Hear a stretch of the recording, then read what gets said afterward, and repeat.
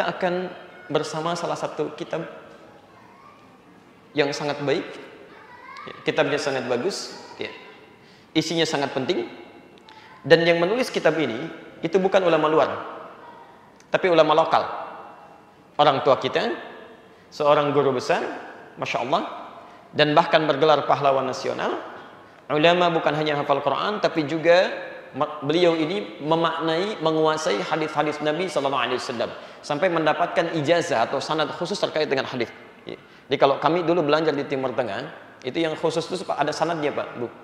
Misal belajar hadis Al-Bukhari, terus dipelajarinya dari siapa, dari siapa, dari siapa, sampai sanadnya ketemu Imam Al-Bukhari, sampai hadisnya ketemu dengan Nabi. Ya, ada sanadnya terus sampai ke atas. Ya. Nah, ini beliau punya sanad. Ya. Dan kemudian mendirikan salah satu ormas di Indonesia yang beliau namai dengan Nahdlatul Ulama itu, yang didirikan tanggal 31 Januari 1926. Sempat menulis 19 kitab. Alhamdulillah kita diberi kesempatan untuk bisa melihat kitabnya. Kami diberi kesempatan untuk memilikinya. 19 kitab. Nah, ini terhimpun dalam kitab ini, ya. Ada 19 kitab isinya, digabungkan jadi satu, ya. Qadar Allah kami dapatkan dalam salah satu toko buku, dan memang tinggal ini satu-satunya. Jadi begitu masuk yang kelihatan langsung ini. Ya, dapat 19 ini, dan ini masih asli. Ya. Ini pun ada foto di depannya masih asli, ya, berjenggot, yang jenggotan masih asli ya. Kayak Haji Hasan Masyar itu berjenggot ya. Jadi yang tidak berjenggot itu palsu ya. Kasihan beliau, jangan dimanipulasi ya gambarnya. Baik. Dan ini pun kitabnya masih asli. Ya. Ulama dulu punya kemampuan bahasa Arab yang baik. Ya. Setelah belajar lama, kemudian di dua kota suci, di Mekah terutama, kembali lagi kemampuan bahasa Arabnya baik. Terlebih ketika penjajah datang tidak memperkenankan ditulis dengan bahasa lokal supaya sulit dipahami. Dan kitab ini pun asli. Di antara tanda keasliannya selain yang tadi, ini masih berbahasa Arab, ya, masih berbahasa Arab. Karena itu, insya Allah semua yang akan saya bahas, saya tidak akan beropini, tidak akan mengambil pendapat pribadi, tapi hanya akan membacakan apa yang ada di sini untuk memberikan penjelasan pada kita. Baik, kita mulai bahasan kita karena waktu kita sangat singkat ya untuk malam ini. Dari 19 kitab terdapat di kitab yang kedua. Ya, kitab yang kedua. Kami coba bawakan ini supaya jadi argumentasinya lebih kuat ya, insyaallah ya. Baik, kitab kedua judulnya Risalah Ahlus Sunnah wal Jamaah. Risalah Ahlus Sunnah wal Jamaah. Tulisan yang membahas tentang hakikat Ahlus Sunnah wal Jamaah. Baik. Pelan-pelan. Kita akan mulai menerangkan dulu dari halaman 9, ya, posisi di paling kiri sebelah atas. Ya. Bismillahirrahmanirrahim. Faslun. Satu pembahasan. Fi bayani tamassuki ahli Jawa bi madhhabi ahli sunnah wal jamaah. Yang menerangkan tentang berpegang teguhnya penduduk Jawa pada ajaran ahlus sunnah wal jamaah. Jadi beliau ingin menerangkan bahwa penduduk Jawa itu semuanya sejak beliau hidup dan menulis kitab ini itu semuanya ahlus sunnah wal jamaah. Jelas? Teruskan dulu. Wa bayan ibtida'i zuhuril bid'ah wa intisyariha fi ardi Jawa. Dan akan menerangkan awal kemunculan bid'ah di tanah Jawa. Nanti kita akan lihat yang dimaksudkan bid'ah oleh beliau. Ini sering saya sampaikan di beberapa tempat sampai malam ini. Yang dimaksudkan ternyata bukan persoalan fikih yang dibahas di sini. Lebih daripada itu persoalan akidah. Ya, jadi bid'ah pertama itu bukan masalah fikih, masalah akidah. Kata beliau ada bid'ah itu kan sesuatu yang menyimpang, keluar dari tuntunan. Jadi ada aliran-aliran yang datang ke tanah Jawa, keluar dari konsep ahlus sunnah wal jamaah, itu aliran menyimpang, nggak benar, ya, bermasalah. Kemudian wantisyariha fi ardi Jawa, bagaimana penyebarannya di tanah Jawa. Wa bayani anwa'il mubtadi'in al-mawjudin fi hadzal zaman, sekaligus menerangkan ya, contoh-contoh kelompok-kelompok dan tokoh-tokoh ahli bid'ah itu di masa kini. Maksudnya masanya beliau. Masanya beliau. Saya baca langsung ya, saya agak cepat dan mohon izin kalau nanti ada sebagian yang saya lompati untuk menunjuk pada fokus yang kita bahas ya. Karena kalau kita bahas ini insya Allah sampai besok juga nggak kuat gitu ya. Baik. Qad kana muslimul aqtar al-jawiyah fil azman as-salifah al-khaliyah. Sungguh kata beliau, penduduk Jawa itu sejak dulu muslim Jawa itu seluruhnya muttafiqil ara'i wal madhhab wa muttahidil ma'khad wal mashrab. Semuanya kompak. Ya, satu sumber dalam beragama, satu jalan dalam ibadah, mereka semua ahlus sunnah wal jamaah. Ya. Saya percepat saja sampai kemudian ke paragraf yang kedua, di baris yang pertama sampai dengan baris yang kedua, bahkan ketiganya. Thumma innahu hadatha. Kemudian terjadilah, thumma innahu hadatha, kemudian terjadilah fi amin alfin wa thalathimi'atin wa thalathina hijriyatan, pada tahun 1330 Hijrah. Ya. Tahun 1330 Hijrah. Saya ulang. Sekarang tahun berapa?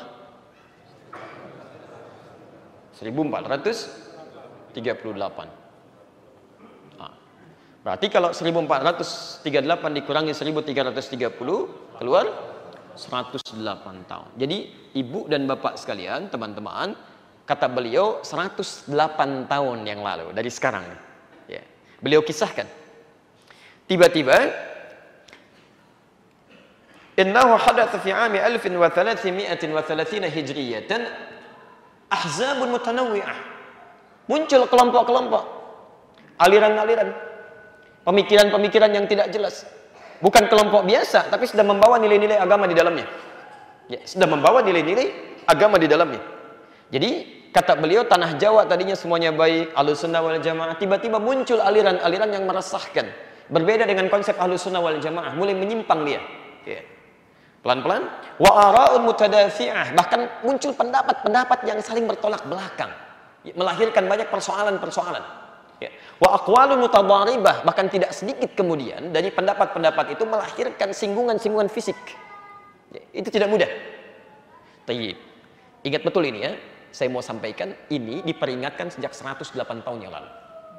Kalau Anda diberikan peringatan sehari misalnya lupa, wajar tidak? Wajar. 2 hari masih lupa, wajar tidak? Wajar. 3 hari masih lupa, wajar tidak?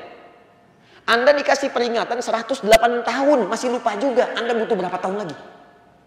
Nah, sekarang ada peringatan yang berlangsung sejak 108 tahun. Ya, ada hal-hal yang menyimpang dalam kehidupan kita, kata beliau.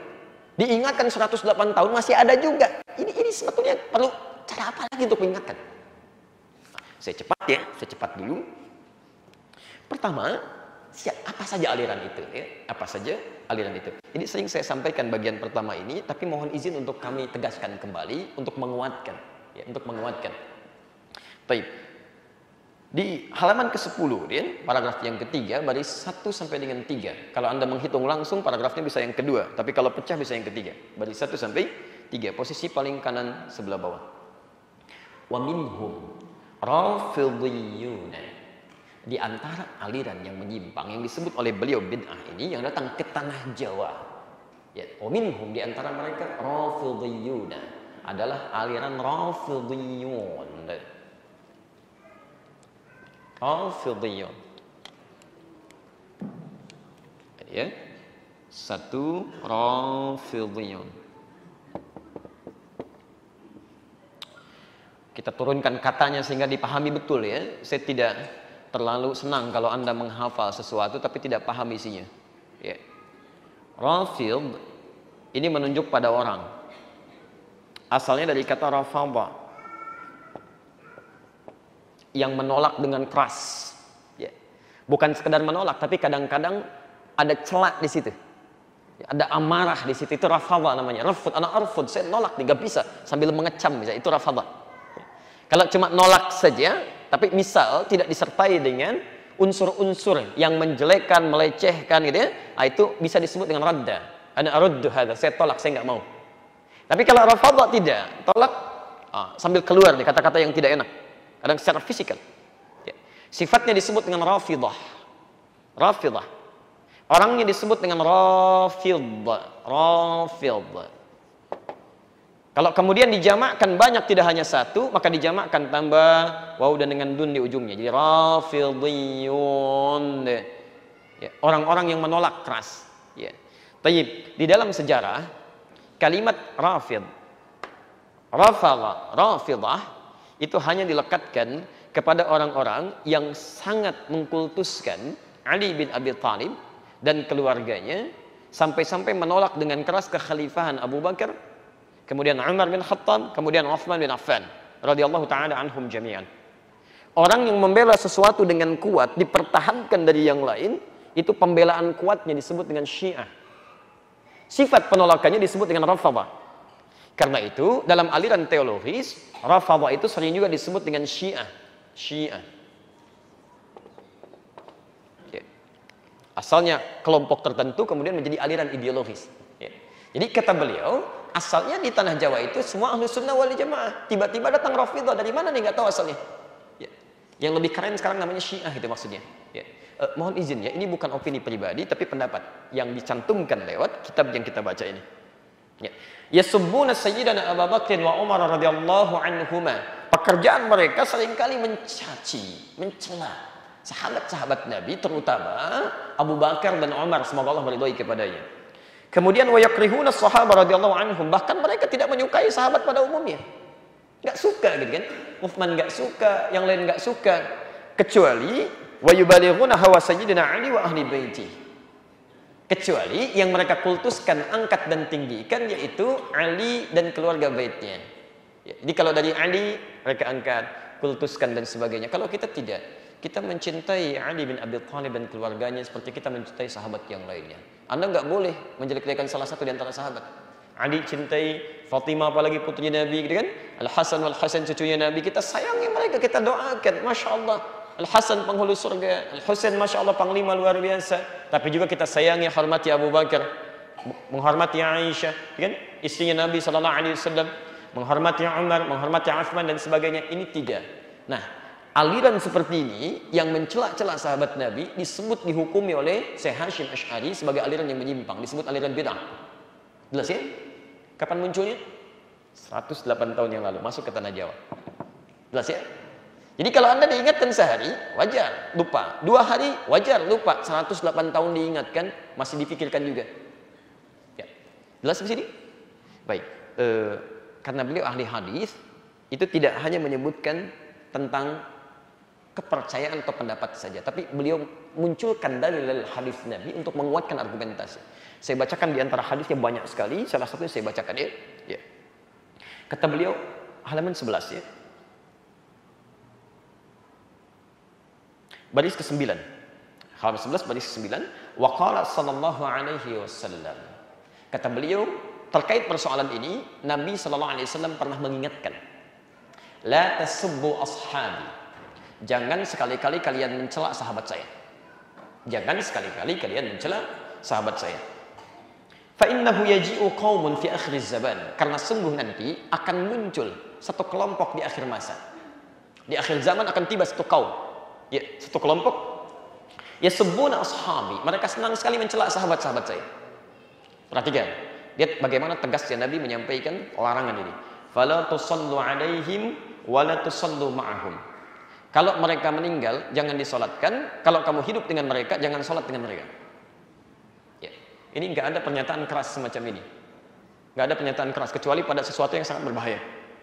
Anda tinggal dengan mereka. Kalau mereka nggak tobat, jangan solat dengan mereka. Termasuk jangan solatkan. Kalau nggak tobat dalam hidupnya, meninggal, jangan disolatkan, kata Nabi. Kemudian, wala tunakihuhum, jangan besanan dengan mereka. Jadi kalau diantara mereka punya anak, Anda punya anak, misalnya, itu jangan, nggak boleh dinikahkan. Kata Nabi jangan, dilarang oleh Nabi. Tidak mungkin Nabi mengatakan demikian kalau ada sesuatu di situ yang sangat diwaspadai. Harus ada yang penting di situ. Kemudian wala tujalisuhum, jangan sertai mereka. Jangan duduk dengan mereka. Kalau seminar nggak usah diikuti, bukunya nggak usah dibaca, tayangan nggak usah dilihat, supaya tahu bahwa itu menyimpang. Dengan itu dia kembali. Ya, jelas ya? Awas, hati-hati. Di sini nggak ada istilah Islam mencela. Awas, awas. Penting juga akhlak ditampilkan. Yang diminta oleh Nabi, jangan duduk mereka, jangan sertai mereka, kemudian jangan nikahi, jangan sholat dengan mereka, jangan disolatkan, tapi nggak ada perintah cela mereka, celakai mereka, serang mereka, itu nggak ada. Sepanjang tidak melahirkan hal-hal yang sifatnya menyerang umat Islam dan sebagainya, nggak boleh direspon dengan yang buruk. Kalau Anda mau mendoakan boleh. Jelas ya? Baik, kemudian wa in maradu fala ta'uduhum, bahkan kalau sakit nggak usah ditengok. Masya Allah, kalau belum tobat nggak usah ditengok, kata Nabi. Ya. Anda kebayang nggak? Dulu zaman Nabi ada non Muslim sakit yang pernah membantu Nabi, anak muda sakit, ditengok oleh Nabi. Saat ditengok sampai mengucapkan kalimat syahadat, masuk Islam. Ini orang kemudian, masya Allah, datang dengan aliran menyimpang, sakit gak usah ditengok. Non muslim sakit masih dijenguk. Ini sakit, kata Nabi, kalau nggak tobat jangan ditengok. untuk menunjukkan bahwa ada sesuatu yang salah fatal di situ. Jelas ya? Baik, masalah pertama tuntas. Sekarang perhatikan, kita masuk sekarang pada fenomena yang muncul di lingkungan masyarakat kita. Wa minhum, ya, halaman ke-11 di paragraf yang kedua. Dan di antara mereka yang menyimpang juga datang ke tanah Jawa membawa kepercayaan-kepercayaan yang menyimpang. Wa minhum abahiyuna, aliran abahiyun yang serba membolehkan, ya, yang serba membolehkan. Kita tuliskan.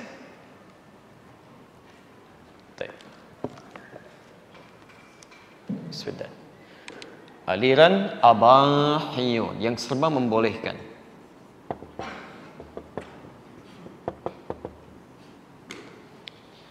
Baik, teman-teman dan pemirsa di rumah atau dimanapun Anda berada, bahasan kita ingat sekali lagi, ini bahasan ilmiah dengan dalil-dalil dan kajian-kajian yang matang dengan argumentasi yang coba dikuatkan secara ilmiah. Jadi kalau ini nanti dipersoalkan, kita bisa berdiskusi secara ilmiah. Terus ya? Tidak boleh kita menjelekan, mencelak dan sebagainya, tapi hanya menghadirkan nuansa ilmiah. Jadi dalam bingkai ilmiah, kalau nanti dipersoalkan, kita diskusikan dengan argumentasi yang baik. Ya. Baik, yang kedua, ini ada yang disebut dengan aliran abahiyun, yang serba membolehkan. Ya. Siapa mereka? Kita baca dulu ya. Wah, ini paragraf pertamanya cukup bagus ini. Yaquluna, mereka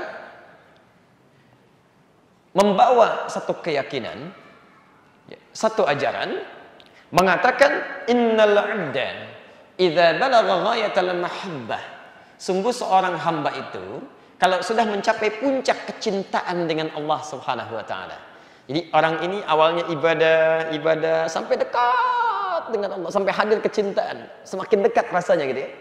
Ada yang zikir, ada yang baca macam-macam, ada yang ibadah salat, sampai dia merasakan kenikmatan saking merasa dekat dengan Allah Subhanahu wa taala, seakan-akan sangat dekat. Ya.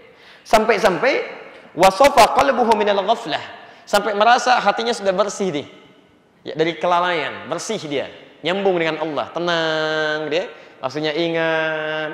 Baik. Wa ikhtaral imana 'ala al-kufri wal kufran. Kemudian dia memutuskan untuk beriman, mengesampingkan kekufuran.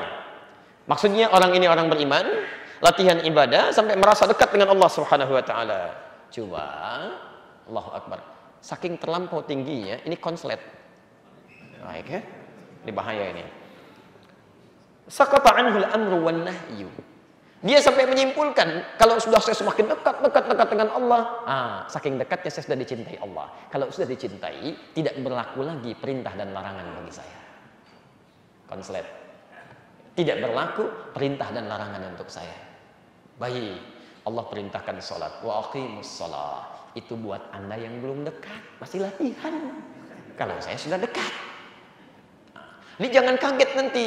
Kalau ada orang yang Masya Allah gitu kan, pakai jubah, macam-macam, gelarnya macam-macam. Sekarang kan banyak ya. Saya agak bingung nih, sekarang ini antara kiai dengan dukun, itu bedanya tipis banget dari segi penampilan. Ya, ada yang pakai jubah, jubahnya kadang-kadang panjang, ada yang lebih besar dibandingkan Batman, macam-macam lah pokoknya itu. Ya, ada yang panggilannya kiai, aki, apalagi itu. Ada AA, ada kanjeng, ada segala rupa gitu ya. Nah, itu kalau masuk pada kategori seperti ini, dia misal, mohon maaf, tidak kelihatannya ibadah, tapi seperti orang alim, itu menyimpang. Itu menyimpang. Allahu Akbar, Allahu Akbar. Pak Kiai, kok Pak Kiai nggak sholat? Kan sudah adzan. Ade masih latihan. Kalau Pak Kiai jasadnya di sini tapi rohnya sedang bersama Allah. Wah. Nabi aja masih sholat. Nabi, Rasul, manusia paling takwa di muka bumi, paling dekat dengan Allah. Sholat sunnah sampai bengkak-bengkak kakinya. Pak Kiai siapa? Ya surga belum jelas gitu kan. Anda bukan Nabi, bukan Rasul.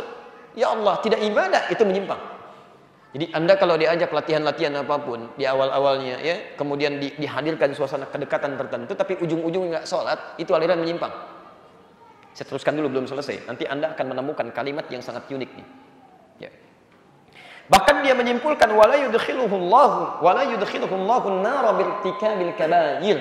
Bahkan kalaupun saya mengerjakan dosa yang dianggap besar, Allah nggak akan masukkan saya ke neraka. Saya akan dekat dengan Allah. Ya. Meninggalkan sholat itu dosa besar. Nggak Jumatan salahnya fatal. Orang ini nggak sholat nggak apa-apa katanya. Udah dekat dengan Allah kok. Apa ibadah dia? Nah, saya bacakan cepat. Wa ba'dhum yaqul, bahkan di antara mereka menegaskan bahwa, lihat kalimatnya, innahu tasqatu anhu al-ibadati adh-dhahirah. Bagi kami yang zahir-zahir kayak gini udah enggak berlaku, itu masih latihan. Ibadah kami itu, lihat kalimatnya, wa takunu ibadatuhu tafakkur wa tahsinul akhlaqil batinah. Yang penting bagi kami itu, lihat, tahsinul akhlaqil batinah, tafakkur, kontemplasi, merenung, tapa, memperbaiki perilaku agar tidak menyimpang. Yang penting tidak mencela orang. Yang penting tidak mencelakai orang. Ya, enggak salat enggak apa-apa. Tahsinul akhlaqil batinah, yang penting batinnya itu baik, tenang. Maka dikenallah kemudian, karena batin yang jadi aspek utama, maka dikenal dengan aliran kebatinan. Yang lahir-lahir sudah lewat. Jadi kalau ada aliran seperti itu misalnya, itu kebanyakan alirannya, bikin konflik. Ya, di sholat sudah enggak, ya, udah macam-macam sudah tidak. Dia merasa sudah latihan. Ya, orang puasa 30 hari Ramadan, dia 40 hari. Pergi ke hutan di sana kan, begitu pulang-pulang bawa keris. Masya Allah, macam-macam lah. Ya. Nah, tapi pada sisi yang tidak tepat, sholat sudah nggak dilakukan lagi, ibadah yang lain sudah nggak ada. Yang penting kita itu baik, tidak mencela orang, hati kita bagus. Ada yang seperti itu? 108 tahun yang lalu itu ada dan disebut menyimpang. Jelas ya? Saya bacakan fatwa ulama di sini. Fatwa ulama. Qala Sayyid Muhammad fi Syarh al-Ihya. Berkata Sayyid Muhammad dalam Syarh al-Ihya. Lihat kalimat ini, fatwa yang disampaikan oleh beliau. Wa hadza kufrun wa zindiqah wa dhalalah. Perbuatan semacam ini kufur, zindiqah, satu hal yang sangat fatal, menyimpang, keras, wa dhalalah, dan ini dhalalah, sesat. Jelas ya? Jadi jangan bangga kalau ketemu orang-orang yang kemudian mengatakan, wah saya sudah puasa sekian puluh hari, saya sudah begini, saya sudah begini. Ente nggak sholat, sama aja kufur. Ya, itu menyesatkan. Jelas di sini? Baik, teruskan sebentar ya. Ini lebih tinggi lagi, ya, lebih tinggi lagi ilmunya dibandingkan yang tadi. Ya. Jadi konon ada ilmu, ada ngelmu katanya. Ya. Kita lihat. Wa minhum man qala bitanassukhil arwah وانتقالها آبد الآبد في الأشخاص تخرج من بدن الآخر من جنسي أو غيره. Allahu Akbar. Di antara mereka ada aliran-aliran yang kemudian punya pandangan bahwa roh itu bisa pindah-pindah, datang bersemayam dalam jasad, dalam bentuk datang kepada jasad-jasad kita, atau dia dalam bentuk yang lain tapi datang. Sekarang bapak sedang datang ke sini, Pak. Kita dengar suaranya ya. Datang bersuara misalkan, mirip-mirip suaranya itu, mirip-mirip. Ya, dia pikir rohnya pindah, padahal bukan, mungkin jin yang diambil.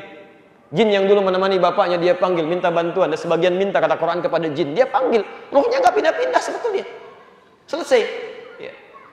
Saya kasihan ya hari-hari ini. Jin itu banyak kena fitnah.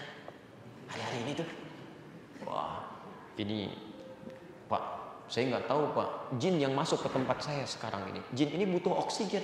Jin butuh oksigen. Ini aliran yang ini nih. Ini yang disebutkan jin pindah, bahkan nggak tanggung-tanggung. Dari dulu paling ngaku-ngaku tuh malaikat Jibril kan, yang kayak kemarin tuh pengen nurunin di Monas ya. Ada yang nabi, yang ini enggak, yang sekarang malaikat Israel. Malaikat maut datang kepada dirinya. Jin datang kepada dirinya. Jin kekurangan oksigen. Allahu Akbar, itu sesat. Sesat. Ya, ada jin kemarin yang baru kena gas air mata. Tangkap, coba isi dengan uang. Nggak bisa Pak, jinnya lagi nggak ada. Kemana? Kena gas air mata kan tadi katanya. Allahu Akbar, kasihan itu jinnya. 2 menit lagi sebentar ya. Ini menyimpang. Saya tutup dulu sebentar. Wa za'ama haula'i anna ta'dzibaha wa tan'imaha biha bihasabi zakaiha wa khawfiha. Dan mereka beranggapan bahwa nikmat tidaknya hidup mereka itu tergantung keadaan jin yang masuk kepada dirinya. Ini bisa bermasalah ini. Ini bisa kecanduan gitu ya. Hati-hati, bisa kecanduan. Jadi kalau jin itu tidak diberikan makan, tidak macam-macam dan sebagainya, itu berpengaruh pada keadaan dirinya. Ya, sampai macam-macam, dan aduh kasihan itu. Dulu jin nggak ada yang nyambu, sekarang jin dikasih sabu. Coba lihat makanannya, dari aspat nggak ada, sekarang dikasih sabu dan sebagainya. Itu keterlaluan. Keterlaluan itu. Ya. Jin itu dari dulu makanannya tulang, kotoran, macam-macam dan sebagainya. Jin sekarang dikasih sabu sama manusia. Baik. Qala Syihab al-Khaffaji fi syarhi 'ala asy-Syifa wa qad kaffarahum ahli asy-syara' lima fihi min takdzibillahi wa rasulihi wa kutubihi. Ya.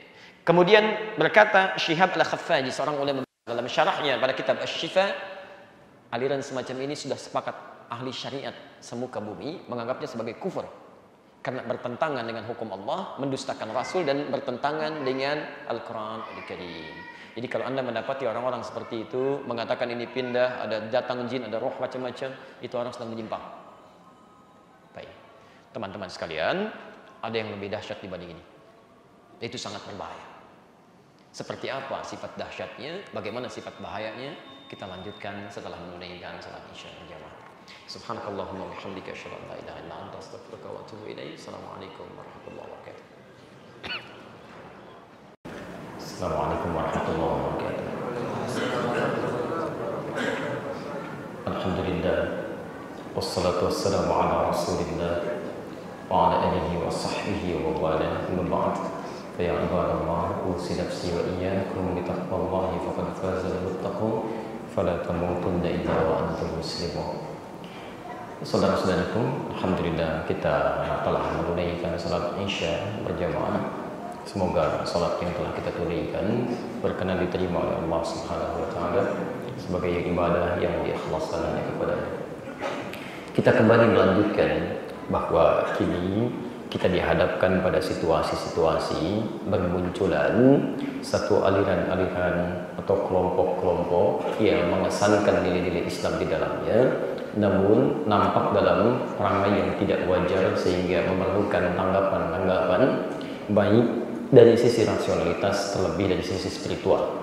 Karena itulah kajian malam ini menghadirkan solusi untuk persoalan dimaksud. Kita sudah tampilkan beberapa pandangan Kiai Haji Muhammad Hashim Asy'ari mengenai aliran-aliran yang beliau nilai sebagai penyimpangan dalam konsep beragama yang benar yang datang ke tanah Jawa diukur dari masa kita sekarang sejak 108 tahun yang lalu, kisaran 1330 Hijrah.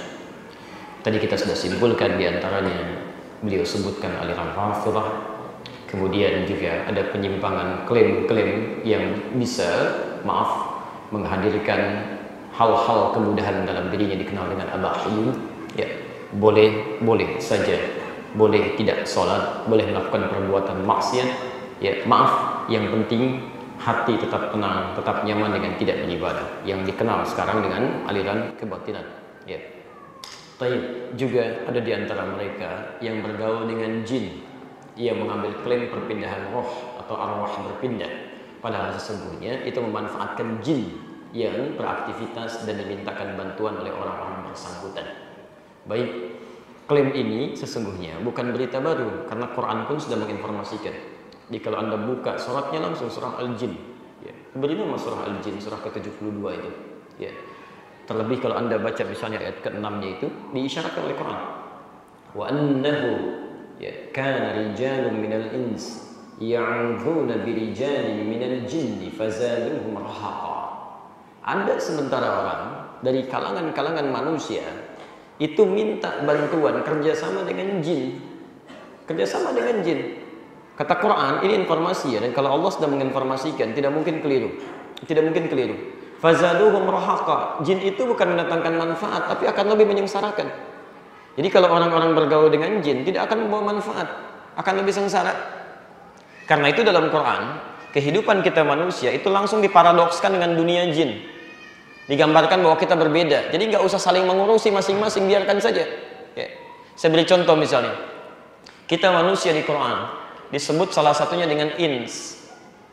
Terulang 18 kali dalam Quran. Disandingkan dengan kata jin. Ketika disebutkan ins, jinnya muncul.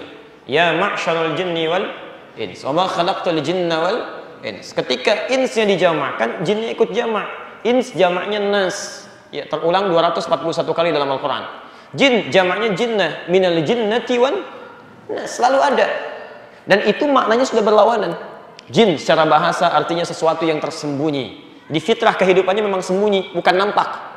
Jadi kalau ada jin melakukan penampakan, itu jin nggak ada kerjaan. Ya. Itu jin keluar dari fitrahnya, sedang punya masalah itu. Ya. Yang lebih fatal kalau ada manusia cari-cari penampakan jin. Itu yang masalah itu. Ya. Itu persoalan serius ya. Jadi kalau Anda menemukan orang-orang semacam itu dengan penampilan-penampilan misalnya, maaf, terkesan agamis, itu orang bermasalah. Ya. Jelas di sini ya. Yang kedua, jin itu punya arti sesuatu yang kasar gitu. Nggak lembut dia, nggak harmoni. Ya. Makanya jangankan melakukan penampakan, nggak ada aja terus nggak tenang kan? Ya. Saya tidak pernah orang mendapati misalnya sedang masuk jin dan sebagainya tiba-tiba jadi sopan. Ya. Ada orang kemasukan jin datang ke sini, Assalamualaikum Ustaz, mohon izin ikut pengajian. Nggak ada. Pasti mulutnya mengacau, tindakannya mengacau, kena kemasukan. Ya. Jelas ya? Manusia berbeda.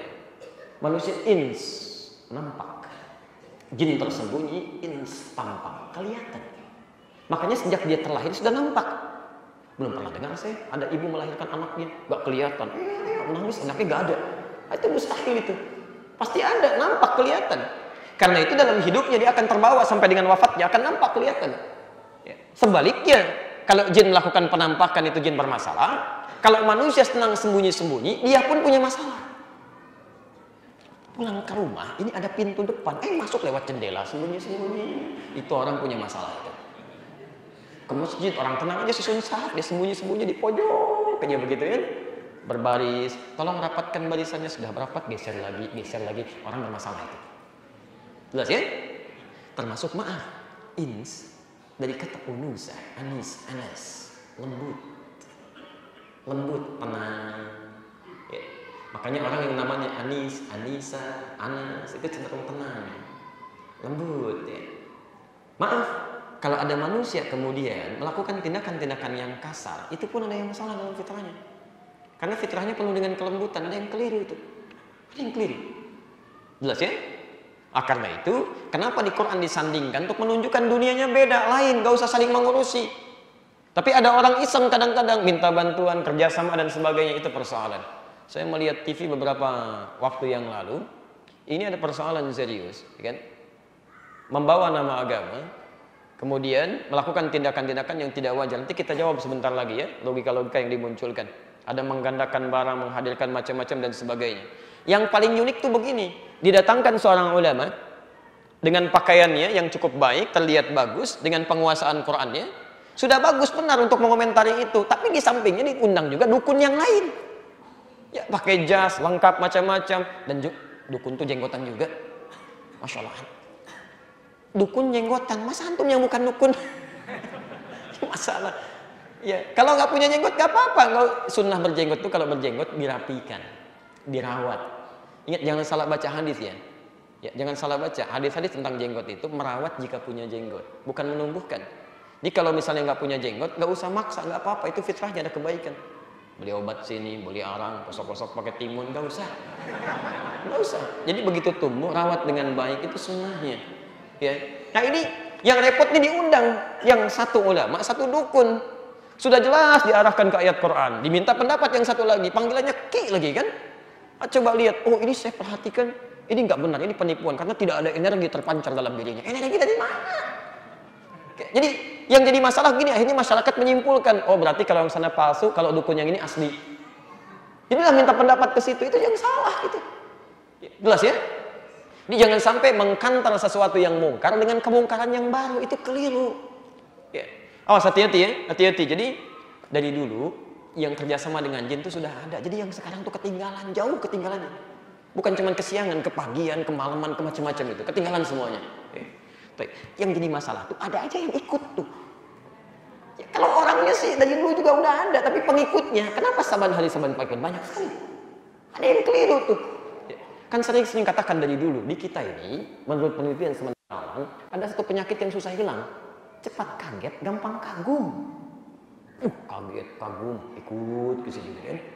Masya Allah. Ada mall baru, breng, kagum, datang ke situ. Numpang kagum aja, belanja enggak? Pulang, aliran baru muncul. Coba cek, setiap ada kepercayaan, aliran baru selalu ada pengikutnya. Kita itu.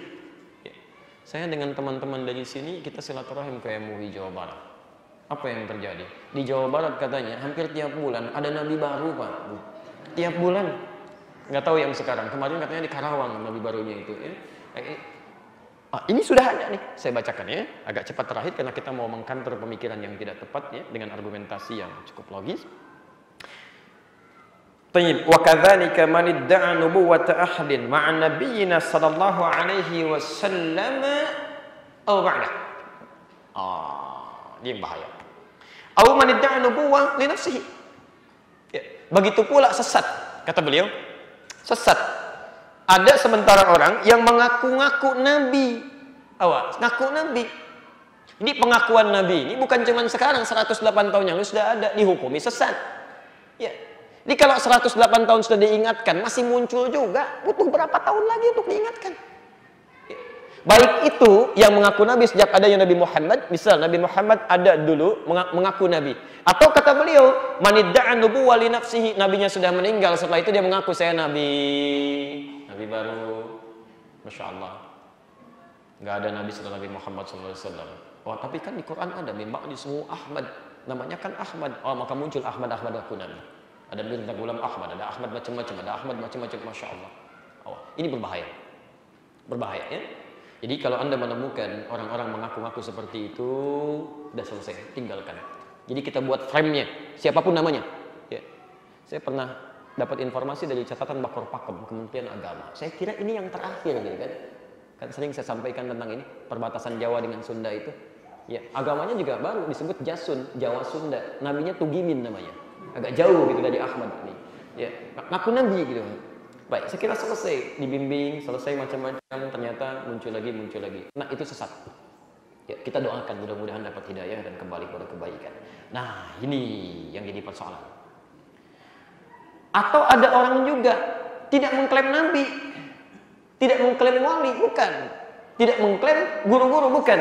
Tapi innahu yuha ilaihi wa illam yadda'in nubuwwah. Tapi dia merasa mendapatkan ajaran-ajaran walaupun tidak mengaku nabi. Saya sih bukan nabi, saya bukan wali, cuma ada masukan-masukan kepada diri saya untuk melahirkan hal semacam ini. Sesat. Enggak sih? Itu bermasalah. Baik, nah Bapak dan Ibu sekalian, itulah diantara informasi-informasi yang beliau hadirkan. Sebetulnya masih banyak lagi ya, tapi mungkin terkait fenomena-fenomena sekarang. Kalau Anda dapati kemudian, apapun bentuknya, kemasannya dan sebagainya, itu tetap menyimpang. Jauhi, hindarkan, tinggalkan. Apalagi sekarang bulan Al-Muharram, bulan menanggalkan segala hal yang tidak dibenarkan oleh agama.